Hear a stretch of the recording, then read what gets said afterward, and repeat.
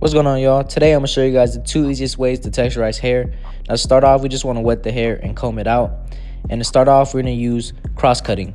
Now with cross cutting, you want to make sure you're not closing the shears all the way like this, but instead only halfway using your thumb. Now I'm gonna start on my client's left side, and what you want to do is start from the top and close the scissors halfway as you make your way down towards the bangs. And you just want to go in little sections until you get to the other side of the head. And once you do that, just comb the hair down, and you want to do the same process on the other side. And as you can see, closing the shears only halfway to ensure I do not cut too much. Now, as long as you're only closing the shears halfway and not cutting at too steep of an angle, you shouldn't worry about messing up, because cross cutting is simply making the hair on top uneven to achieve a textured look. And if you wanted to take it a step further, you could do cross cutting with your thinning shears. Just remember that we're trying to texturize the hair and not take off too much weight. Now secondly, we want to go in with our feather razor. What you want to do is comb the hair down, and right behind that comb should be the feather razor, following it in the downward scraping motion. And we just want to go from one side of the head to the other and just kind of make sure you hit all points of the hair. I didn't really touch the bangs though, because my brother wanted a lineup. Now that the texturizing is all done, we're going to go in with our low taper. So first up, we want to set our ball guideline with our trimmer and give it a little bit of a curved shape.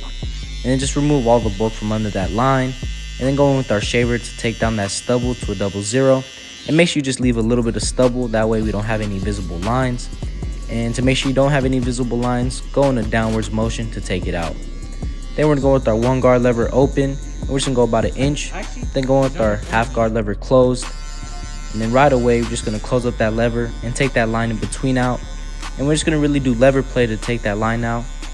Fades out really easy since it's such a small taper. And we're going to do the same thing for the ball guideline. Then we're going to do a little bit of clip over comb, and then go with our thinning shears to soften up the blend and make sure that hair doesn't grow in too bulky. I'm going a little quick here, guys, but if you want a more in-depth tutorial on how to fade, make sure you guys go check out my last couple videos to understand better. And then to start the C-cups, you always want to tap at the very top of the line, tap at the bottom, and as always, we connect those 2 points in the middle using only the corner of our trimmer. And as you can see, it leaves us with a nice sharp C-cup. Now for the neckline, we're going to start out by doing a little bit of debulking using our trimmer and comb. And as you can see, I'm only taking off the hairs that are at the bottom of the comb. Then we start by setting in our line, keeping it as natural as possible to ensure the haircut lasts a little bit longer. And when we get to behind the ear, you just want to go with the natural curve and shape. Just follow the hair and make sure you only use the corner of your trimmer blade. That way you can get that line nice and crispy. Once you line up both sides, it's time to proceed with the neck taper. Now I'm going to use the same exact steps as I did on the side. Finding a fading process that works for you and make sure you use it on every single fade is what's going to make you have consistent blends. As you can see, I already set in my ball line and my 1 guard lever open. So now I'm going to go in my 1.5 and just really flick out at the top to preserve that weight. And after that, we're going to go with some clip over comb to blend in that bulk to the fade.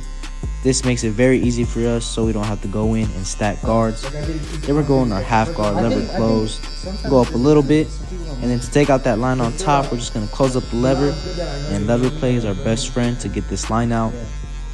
Whenever you're setting in your guidelines, you want to use the whole blade of the clipper, but when it comes to taking these lines out, you want to make sure you utilize the corner.